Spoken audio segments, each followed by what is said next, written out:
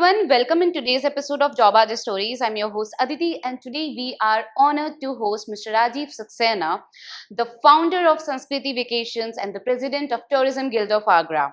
With decades of experience in travel and hospitality industry, he has played a key role in building the image of Agra beyond the Taj Mahal. So in today's episode, we will know more about his journey, the evolving face of Agra, and what it takes to build sustainable experience in tourism. So let's dive in.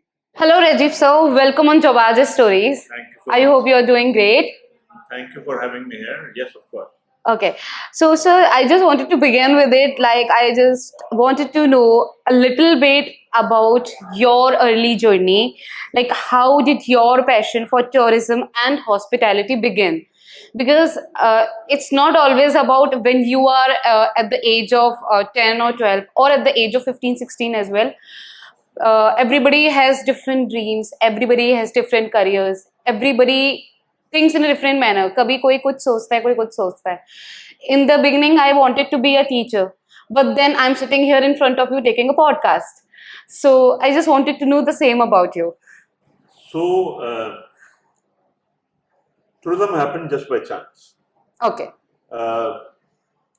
My father was a uniformed officer. I wanted to idolize him, and I was idolizing him, and I wanted to be a uniformed officer. And I made failed attempts. I realized that I have knock knees, which was not a suitable physical condition. So dreams were shattered at that time, but then journey went on, and family moved to Agra. So I came here, and I was doing my master's in RBS College, Masters of Economics, and was looking for a job, and that's when I came across head of the Department of History. She told me, famous name in Agra, Dr. Pratima Asthana, who retired as a vice chancellor, and we lost her some time ago. But I was known through my debating skills, and then she told me, "What are you doing? We are starting a new course for tourism and hospitality management. If you're willing to do it, why don't you do it?" So I thought I would not doing anything, and instead of killing time here and there and sitting in libraries, why not join this course? So I joined that course, and that's when I realized that I am made for tourism. After that, I was, through that institute, I was sent in as a trainee in 1985 to Sita World Travel, which was a prominent name in those days in travel and hospitality industry. And that's where I did a dissertation on the journey of Sita, that how Sita was started and where it stood then. And once my training was over, I got a job in a travel company as a tour executive, and that's how my journey in 1986 started with tourism, and it is still going on. And I'm very happy with my journey. I rediscovered myself. All right, it's a very good, very inspiring story, because as you told me about your challenge that you faced and your dreams were shattered, and I believe that moving on with the reality and accepting the truth is the part that everybody should do these days. क्योंकि कई बार क्या होता है, लोग हिम्मत हार जाते हैं, they just lose the hope. So I think you had that, and then you are still going on with it. Fundamental of my, if people say I'm successful, success is that I have never looked back. I've never taken a step back. And if I take up a project, I deliver it. And deliver it to the success. And that I do every day. In my entrepreneurial journey, in my professional journey, even in family also. So whatever is, and it's gut feeling. It's not a calculated move. Always a gut feeling. Whatever comes to my mind, and I think if it's appropriate, we just undertake it. And that's how professional journey has been. Understood, sir. And I think it would be very inspiring for me as well, because everybody has a past. Everybody is facing something in their life. I also faced it, but then I believe that never looking back and then keep going on with the thing that you are going to face in future. You have to be ready for that. क्योंकि आप एक चीज को पकड़ के नहीं बैठ सकते हो. You have to keep going on, So right? I never regret my decisions. Okay. There's nothing to regret about it. Failure is step forward to success, and that's what I believe since beginning. Understood. Yeah. So failure doesn't dishearten me. Can we say that it is the mantra of life? Well, there are many mantras of life. Okay. So, like, what inspired you to start Sanskriti Vacations, and what makes it different from other travel companies? So once I became a part of travel company, I was there for 1.5 years, Okay. and I realized very early in my life that my growth is hampered here in the structure of a typical Agra travel company kind of normal. So I quit the job, and it's at that time Ministry of Tourism was looking for new faces to be a tourist guide. So I took up that exam, cleared it, and became a tourist guide in 1987. So I worked in travel company only for a year and a half, and at that time they were ready to make me manager, but I said no, this is not my cup of tea. And January '88, professionally I started working as a tourist guide, and after that I learned German. So I became fluent in German by 1989, and after 1989 there was no looking back. I was traveling all over India. I was traveling later on in entire subcontinent. Whatever I could think of being as part of tourism, I was measuring it by every foot on different part of country, on different part of subcontinent. And at one point of time, I would say I was living out of suitcase. The traveling became so much, and it was very satisfying, very gratifying also, because my name was being recommended by premier institutions globally to lead the tours, especially in the Indian subcontinent. And at that stage, because I got married in between and I had a child also, my wife was having difficulty in running the family, being professional herself. She's a teacher, and that's when she said that single-handedly it will be difficult for her to manage the show alone, since I kept traveling always. So in 2004, I was thinking of taking another role so that I could be home most of the time. And that's when a travel company was winding up in Agra, and employees came to me and they said that if you could take over, our jobs would be saved. And there I saw a bright light. I would say a silver lining in dark clouds, that if I take this up, I would be home and I would be able to gather my experience and deliver, and in a form of a company, solutions will be provided to people who are traveling into Agra. So that's when I took it over, and Sanskriti Vacation was formed in April 2005. And initially it started as a proprietary company.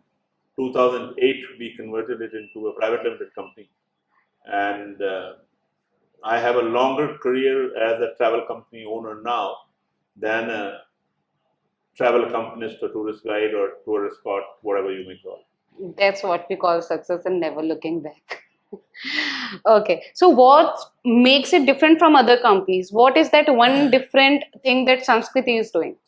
So Sanskriti Vacation is a boutique travel company. We personalize and customize tours for every individual who's wanting to do Agra differently. Okay. We were the pioneers in founding heritage walks in Agra. 2005, I documented first old city walk experience of Agra. Okay. And then later on, UP government took it over into their portal. And now you see at least 50 different versions of heritage walks in Agra. And heritage walk since then has become an integral part of travel itineraries into Agra. Every person who's coming to Agra wants to uh, do a heritage walk in town, be it a food walk, be it heritage walk, be it built heritage walk, be it a cultural walk, photography walk, or various different colonial walk, very different kind of thing. And I never claimed ownership to it. I never copyrighted it because any experience does not belong to any individual. It belongs to the society. It belongs to the Exactly. community. So anybody who came to me asking to introduce Heritage Walk into their own program, I happily share the document and share the knowledge behind it. So we have more knowledge partners now, and who are taking this uh, into multifold growth. And I believe that Heritage Walks in Agra could grow only because I did not uh, claim the ownership. And I said if it becomes part of the city, then obviously overnight stay would increase, experience of tourism would increase, and which is actually happening. And at present, we are at the verge of uh, creating a walk in Fatehpur Sikri also. So if that can be done, people going to Fatehpur Sikri would be able to take a heritage walk there. Okay. Sir, what were some key challenges you faced in the early days of your business? Were there any key challenges? Even because I don't believe that there might be. No, challenges Because are you always are a warrior already, we know. every business journey has challenges, Okay. and challenges are part of growth story. Hmm. Um,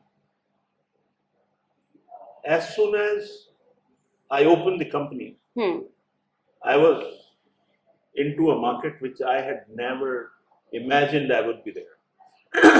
And in my family, nobody has ever tried hands at business. I was the first one who was going to do it. And running a travel company is business because ultimately debit and credit needs to be understood, and I'm not a person of account. But I took a plunge, so I had to understand it. Then I believe people telling me that he will not be able to run the show for a long time. So market just written off me at that time.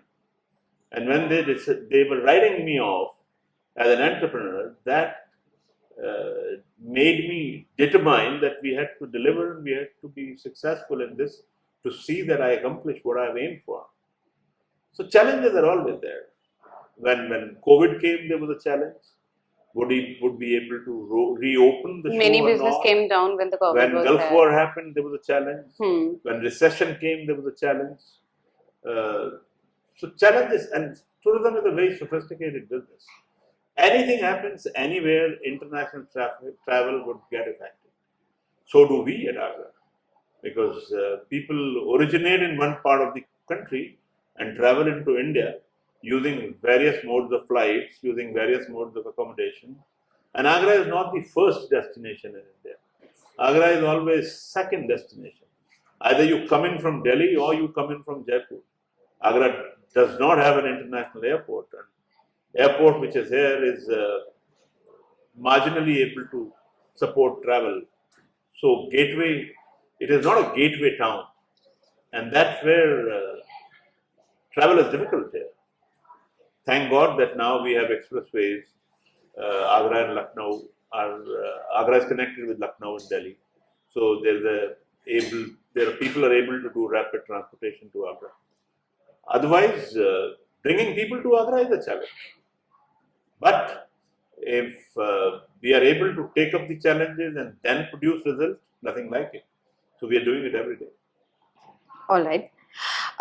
Sir, like as the president of the Tourism Guild of Agra, how do you see Agra evolving as a tourist destination beyond the Taj Mahal?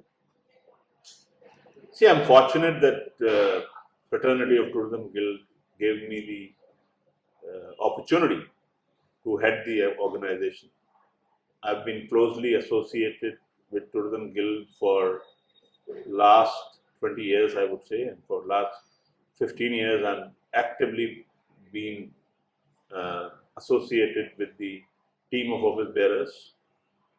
And now this is my third year as president. The term is coming to an end, and it's a 50-year-old organization.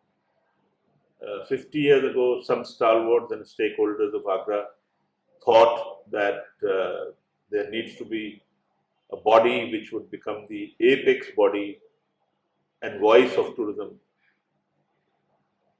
for the entrepreneurs in Agra, so that their issues could be brought to government, brought to tourism boards, brought to people and everything. And for 50 years it's going on. And we have a very dynamic body in the sense that we have proper elections, we have programs, we run various agendas, and Agra Beyond Taj is a very successful, I would say, toolkit which we introduced because we realized that at one point of time when people started saying that Taj does not need promotion, so we decided to go beyond the Taj and we started focusing on lesser known monuments and the sites which could draw the attention of the tourists. So for us as a president, obviously, and especially for me, it is very, very important to keep all those who came in Agra and went off from Agra as hotel managers, vice presidents, or as travel company owners or travelers, if they can take a nice memory back and keep thinking of coming back to Agra, then I think my role as Tourism Guild president is successful. Okay. So, sir, like, what are some hidden gems in Agra you believe tourists often miss? Oh, Agra is full of sites which have huge background, historical narratives, and associations, stories, unbelievable things. There are sites which are not in focus because tourists are not staying in Lower. So, Itmat-ud-Daula is tomb is one of the most important sites which every tourist should visit.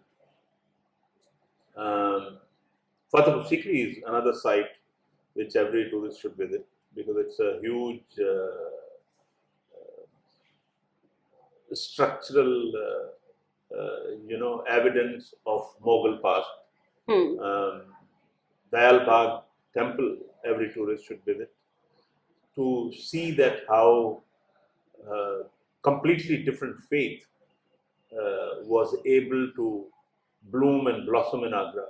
And there's an entire community which is close to nature and revere their, founder in such a beautiful way that they were thinking that they would create a memorial to him much better than the Taj Mahal, and they have been successful in a big way. Every tourist should visit and should take learning from there. There is, Chini Roa, which is on the other side of the river, which is a beautiful work of art of colored tiles. Sir, I would like to know more about it because I think this is for the first time I'm hearing about Chini Roa because I have been living in Agra like since past 10 or 13 years. I haven't heard this about this site. Chini Roa is on the same side of Itmat-ud-Daula. Okay. A little further, but in the middle of Rambagh and Itmat-ud-Daula. Shukrullah Khan Shirazi was a minister and a poet in Shah Jahan's court, and it's his tomb. It got to be known as Chini Roa because it was covered with ceramic tiles. Okay. ceramic tiles which were brought in from Persia, and it was beautifully decorated in those days. Some tiles are left. There's a very narrow passage left now. In fact, the other side of the river, which we know as Rambagh side, was full of monuments and memorials during the 17th and 18th century.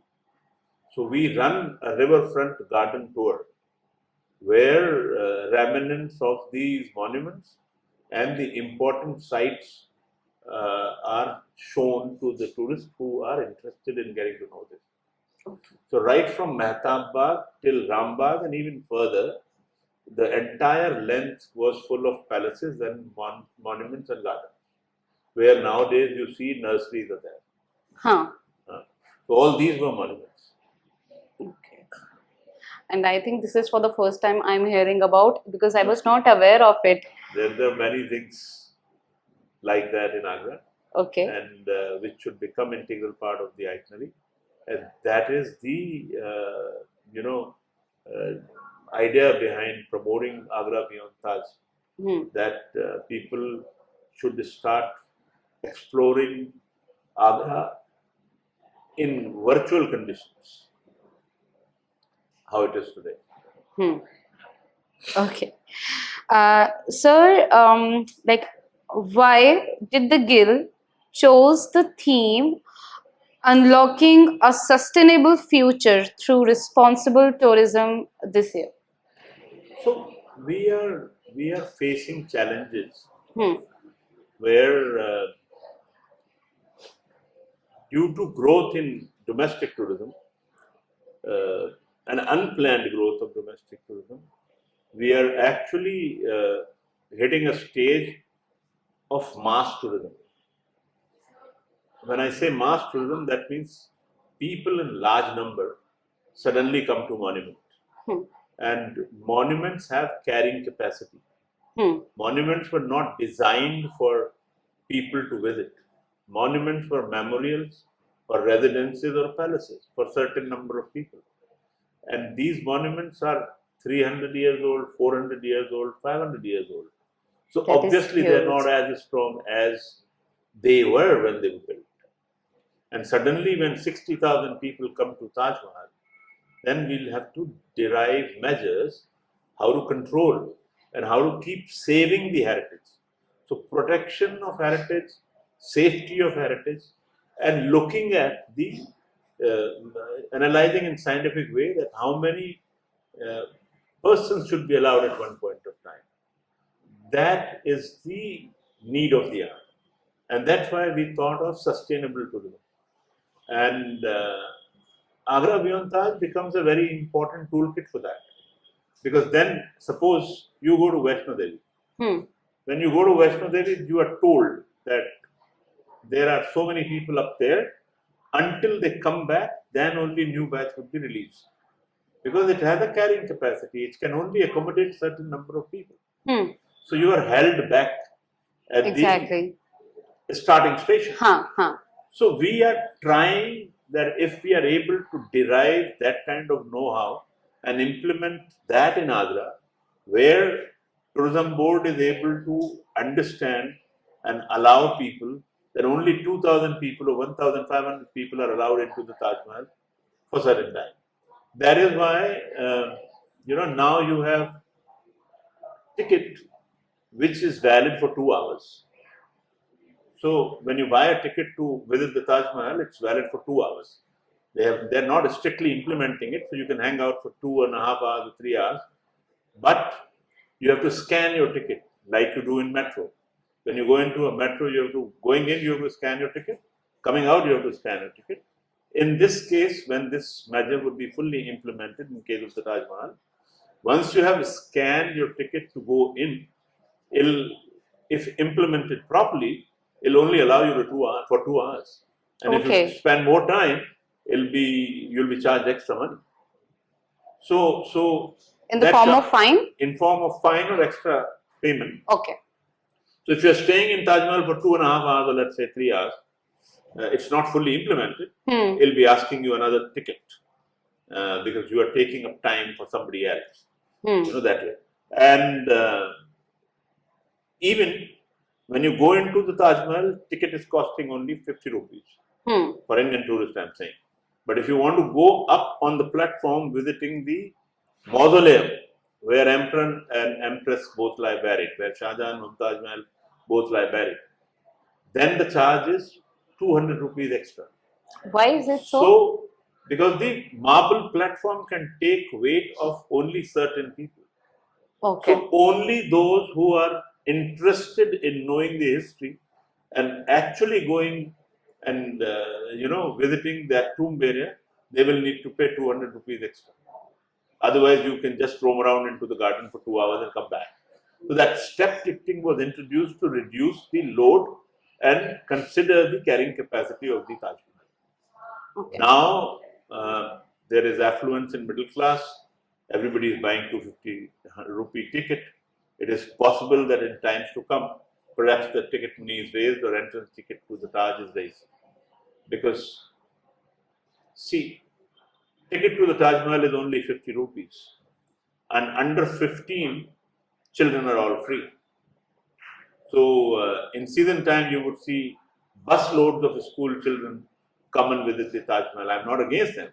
They should come and appreciate and learn about the heritage and past of Agra and past of the history of whatever lessons it gives to the children. But all these children pay almost 250 to 3,000, 2,500 to 3,000 rupees month fee to go to school, and they are given a tour of the Taj Mahal for free. So at least some money should be paid because government is spending huge amount of money in maintaining the Taj Mahal. Exactly. And Archaeological Survey of India is doing a great effort. You see that other monuments are in where Archaeological Survey of India is not present are not in as good shape as in the Taj Mahal.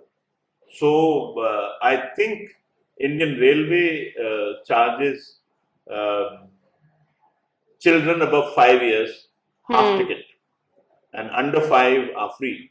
So and that's also a central government. And even the airlines are charging for the children who are above 3 years, I guess. So I think if ASI is able to amend and say that children under 5 would be free, 5 to 15 would be charged a half ticket, and 15 above would be charged full ticket, I think people should accept it. Understood.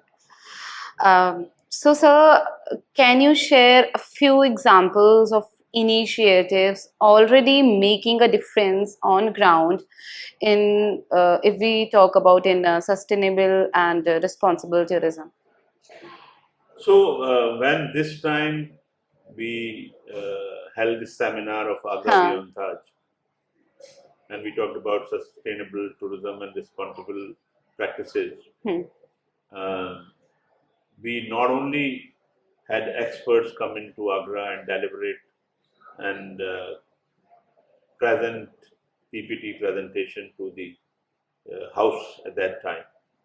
And there was a gentleman from Jaipur called Ashu Gupta who works in collaboration with UP Tourism and India Tourism and provides sustainable solutions for hotels and for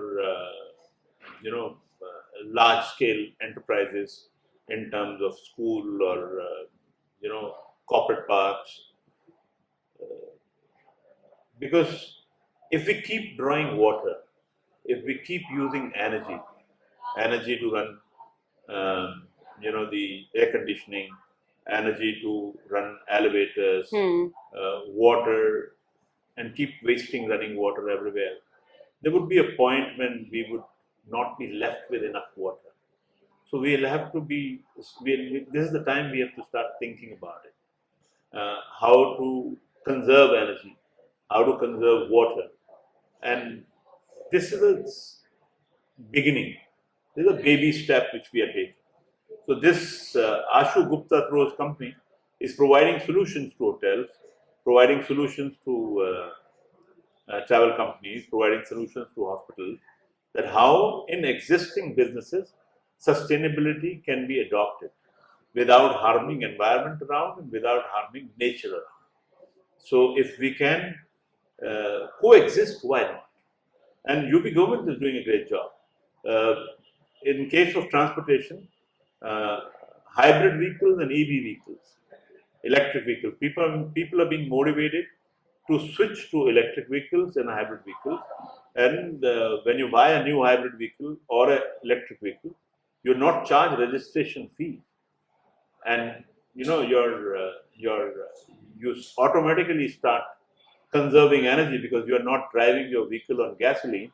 Instead, you are charging it on electric connection, and it's inexpensive in comparison to gasoline vehicle, and it's environment friendly also. So UP government has initiated. Why not we all should initiate? So we'll have to become responsible and start thinking and taking care of our surroundings and our nature around us. Then only we would be able to hand over planet to our children. Okay. So, sir, like, what was the response from the key partners like India Tourism, UP Tourism, and SPIHA when you discussed with them about about the idea of Agra Beyond Taj? Oh, they were all very welcome about it. Okay. This time, SVI is our partner Hmm. in Agra Beyond Taj, and we're doing it for 15 years now together. SVI is the organization which takes care of environment and heritage, and they're very conscious about it. They practice it. We have made them partner 15 years ago because we wanted to spread awareness about eco-friendly atmosphere, uh, green initiatives, and sustainability into tourism business. And that's why SPIA was brought in on the same page 15 years ago. So we are running it shoulder to shoulder. UP Tourism and India Tourism. UP Tourism is our partner in Agra Beyond Taj because we host this seminar during the Taj Mahotsav. So it's on the calendar of Taj Mahotsav that Agra Beyond Taj Mahal Taj seminar would be organized by Tourism Guild of Agra. We brought in for the first time in India Tourism, and India Tourism was happy to become a partner. And they said that it's high time that we should start talking about sustainability and responsible tourism. So I'm very happy that Regional Director of Tourism North, which is for the first time was there available on dais with us and was able to deliver his keynote address to the audience during that time. And they have actually welcomed the idea, and they are ready to support any initiative with Tourism Guild and SPIA jointly take. So they were very happy in coming on board. And I think that is the best part about Agra, which that we are doing so much and nobody is aware of. But yeah, when this podcast will go live, definitely people would be aware of lot of things. Yeah, I mean, podcasts help in reaching out to larger audience, and because we focus on tourism industry of Agra, but we would definitely like that the message would be taken across boundaries of Agra, so that other cities and destinations in tourism become aware of such kind of initiatives, and start taking baby steps. Once that happens, then only we can make the planet happier planet. Exactly. Okay. So, sir, like now maybe we'll move on to the next question, which is like what leadership principles guide you in your role as president of the Tourism Guild? I do not define anything as leadership principle. Okay. First of all, one needs to be connected with the fraternity. So if one can connect on one-to-one basis as a friend instead of a leader, then I think job is well done. And that's what even I do because it's been 6 months I have been working here. And whenever the new employee or the new interns come here, I first try to be friends with them. And then I used to help them with whatever like whatever help they need from my end, that I am facing difficulties in this using the Canva, or I am not able to search out this thing, and I need your help to find out the sources. So I openly help them with the open arms. So I think that's what everybody should do. When you are, Absolutely. when you have that knowledge, you should have that authenticity to share it with everybody. The head of the organization should become a support system for the entire society. Exactly. That's when it works. Yeah. And one needs to be selfless. Being selfless means organization first. And if the organization is kept first, then people immediately and fraternity immediately realizes that you are willing to support and help. So we have a mixed membership in Tourism Guild. We have permanent membership in the sense that we have stakeholders in Agra. And then we have general managers who keep rotating every 3 years, 4 years. And Guild's message is that we are just a call away. And when new general manager comes in, and then person talks to fraternity members, and when they say that we are just a call away, there's a huge bonding develops. And that's when one connects, and that's when job is done. Okay. Okay. So, sir, we had a lot of, like, we have already discussed a lot about tourism guild, and the Agra tourism, and also the Agra Beyond Taj. So, after talking about, like, on all these topics, I just wanted to know that how youth should take tourism, because unke liye it's just about, now we are tired and we just want to explore, we just want to go and chill out with the friends. Tourism is totally a different thing for the youth these days.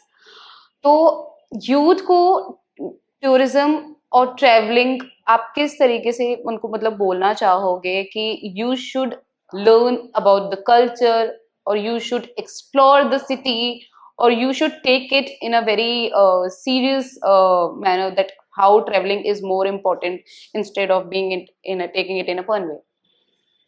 See, there are two ways to take up tourism. There are enthusiasts who want to explore and enjoy exploring and gather huge learning through tourism. So you travel from place to place. You come to know about culture. You come to know about history. What you would learn after reading pages and pages of books in longer time, just traveling into 50-60 kilometers, going into a different area, because our country is so rich, you'll be able to learn so much. So that's for explorers who want to explore. And now there are youths who are biking, there are youths who are driving, there are youths who are skating, there are youths who are going hiking, and their own hobby drives them into activities of tourism, and they draw huge learning. So that's one positive way of looking up. And I would call upon youth to take adventure sports because they are into the right age to do adventure sports. And adventure sports not only calm you down as a huge stress buster, but give you a very fulfilling enjoyment also, and satisfaction also, because once you've climbed, let's say 2,000 steps on a high temple which is sitting on top of the cliff, it gives you huge satisfaction that how fit you are. Or if you are doing bungee jumping, or if you are doing deep sea diving, or if you are doing river rafting, or if you are biking, traveling from here to Ladakh on a motorbike, unbelievable sense of accomplishment. And once you are able to do it, that confidence of, yes, I can do it, helps you into taking up projects into other areas also, and helps you professionally also, because then you become confident.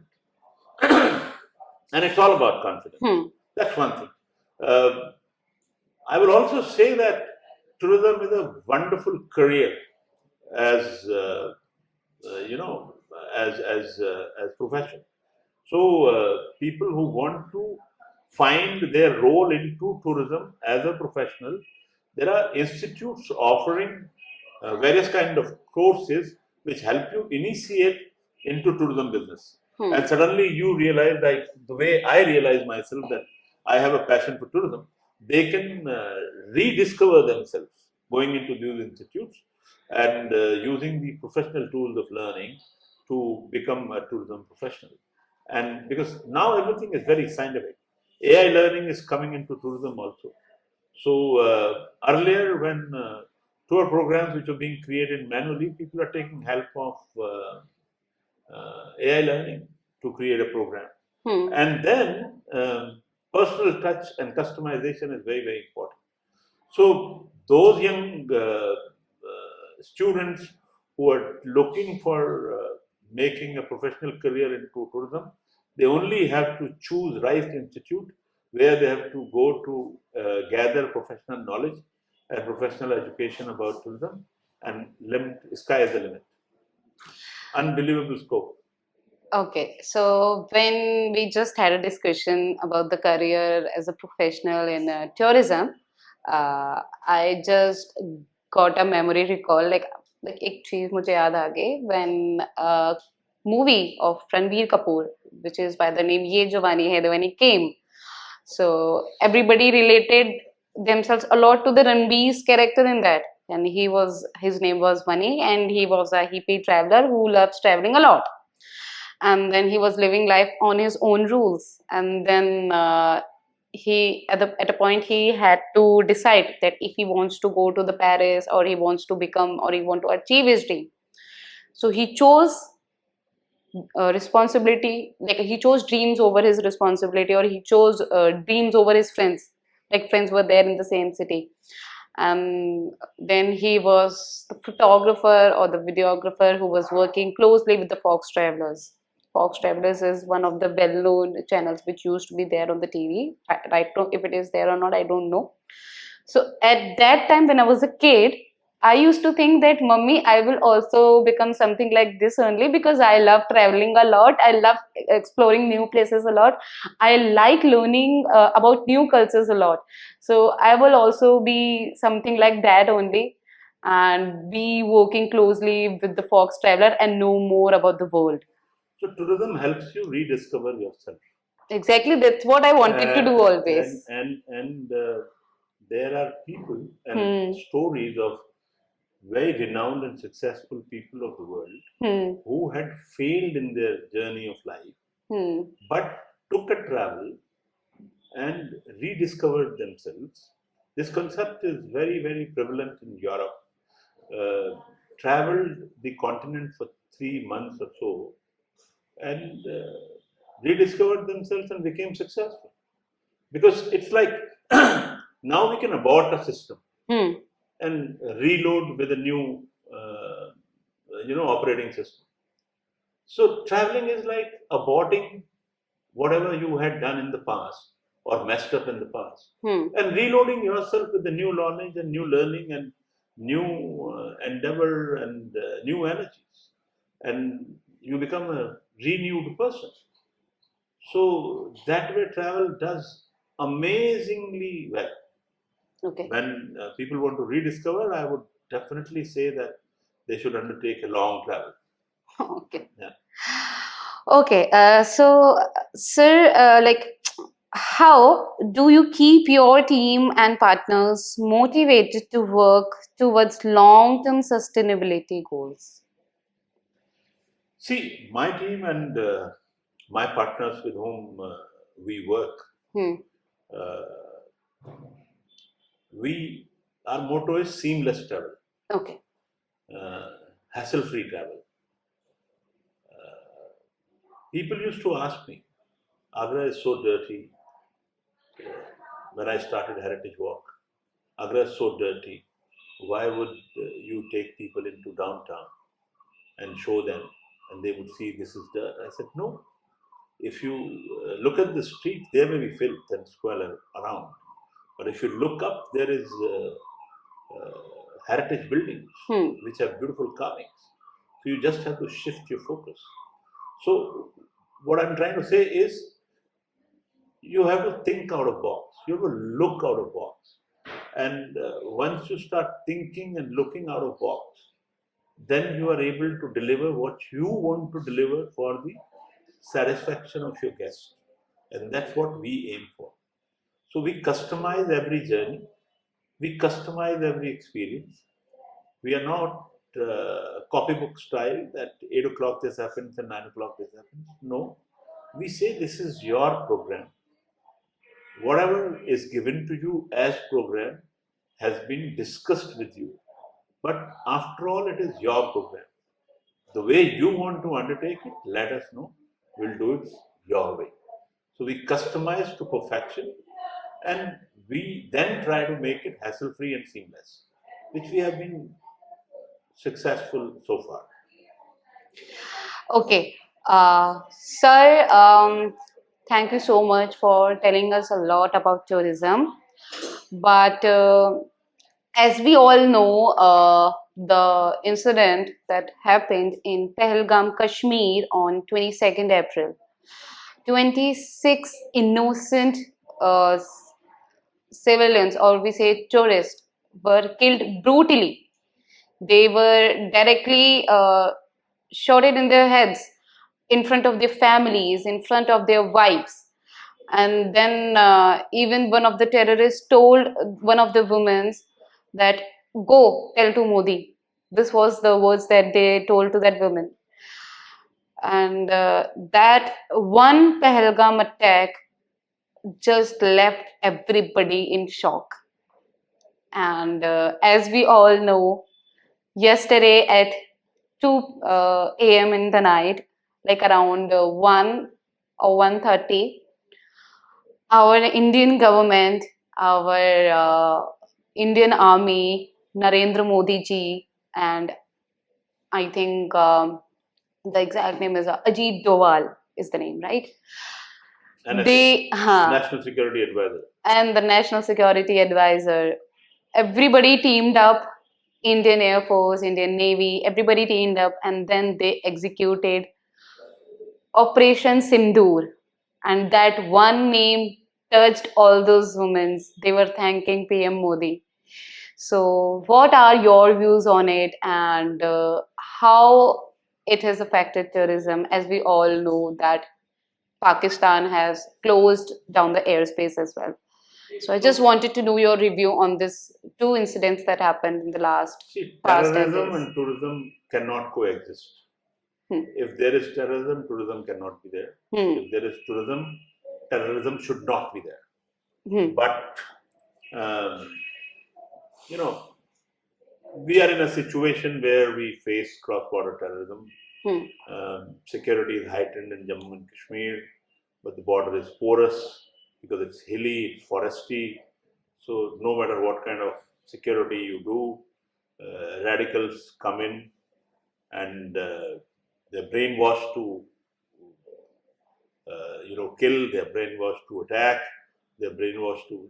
The recent phenomenon was a little strange because initially terrorists would attack armed forces or security installations, but this time they came with a definite mind that they were asking if you're Hindu or Muslim, and then they shot. Very unfortunate incident, and it immediately, in just a stroke of a second, killed the entire tourism industry of Jammu and Kashmir. I mean, there were huge number of tourists going into Srinagar, Pahalgam, Gulmarg, Anantnag, and Amarnath Yatra is going to begin.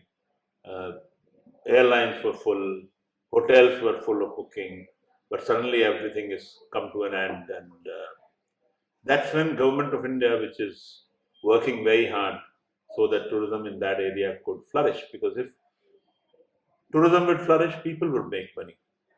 Uh, Tourism comprises 10% of our GDP. So you can imagine if India is doing business, 10% of business is coming from tourism. And when one tourist goes into one area, at least 5 people make a living. There is a guide, there is a person who's receiving them, there's a person in the hotel, there's a person at the restaurant, there's a person who's driving them. So directly 5 people make a living. So it's a huge job market which was ready to unfold in Jammu and Kashmir. And that's when government decided that they need to, Take a take strict this action against this terrorist. against these terrorists, especially those who support and provide support to these terrorists, their parent organization. That's when Government of India decided, and they called it, very wisely they called it Operation Sindoor, because Sindoor of these ladies was wiped off. So I'm told that it was the idea of Prime Minister Modi, which is a wonderful idea, and Operation Sindoor was successfully undertaken. Pakistan was taken by surprise. Middle of the night, we were able to strike at 9 installations of terrorists in Pakistan, from where these terrorists were being And sent. I think the Bhavalpur was the headquarters. And three headquarters. Three headquarters. Achha, three headquarters. Three headquarters of 3 different organizations who were responsible in sending terrorists to India have been brought down. And very successful operation. So I must congratulate Prime Minister Modi and his team to do this so successfully. And I'm sure they are the ones who would take right decision. This will come to an end, and soon everything will become normal.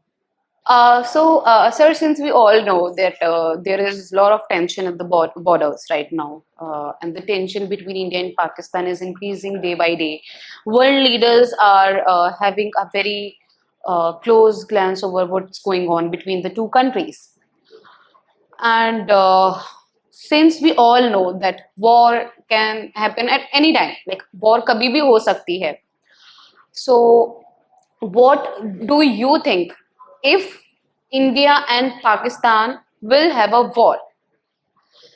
Do you think US, Russia, Israel, and France will closely support India, and still China will support Pakistan, and then things will be majorly in our favor? Like, I just had this question, I was having a confusion that what will happen. So, what are your views on it? No, there's no room for confusion. Okay. There are people at the helm of affairs. We have entrusted the responsibility to them to take the better decision, and we should not bother about what decisions are going to be taken. Prime Minister and his team of ministers are going to take decisions which is going to be in benefit of the country and the people. So we should not contemplate, we should not think about it, we should not blindly follow,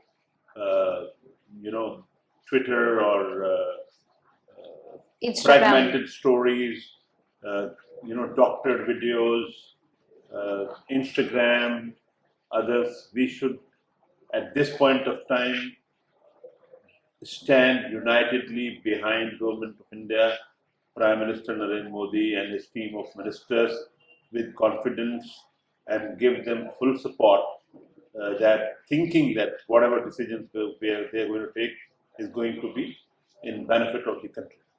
So who's going to support whom? When is war going to happen? None of our business.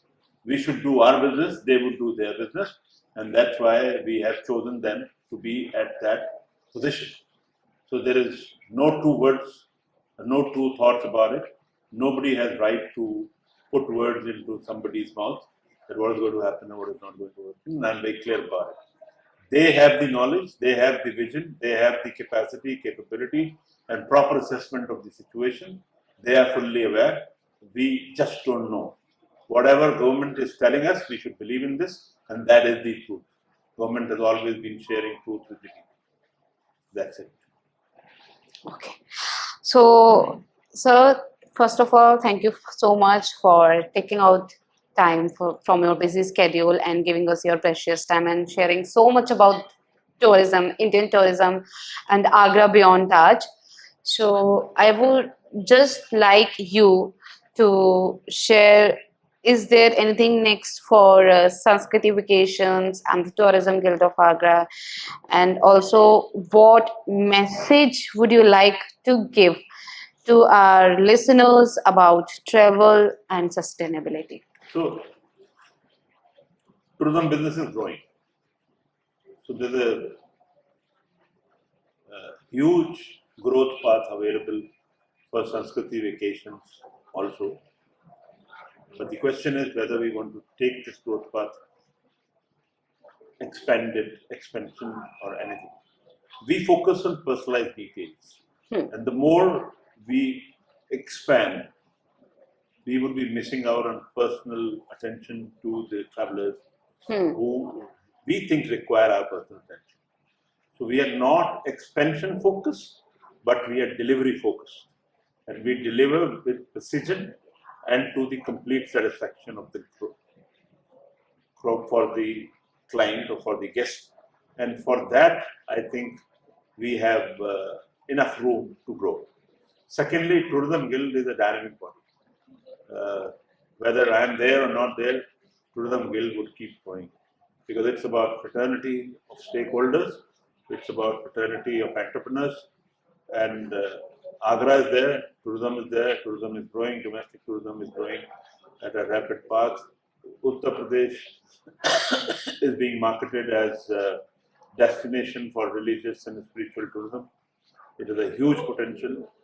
Agra is being re-looked at as center for spiritual and religious tourism.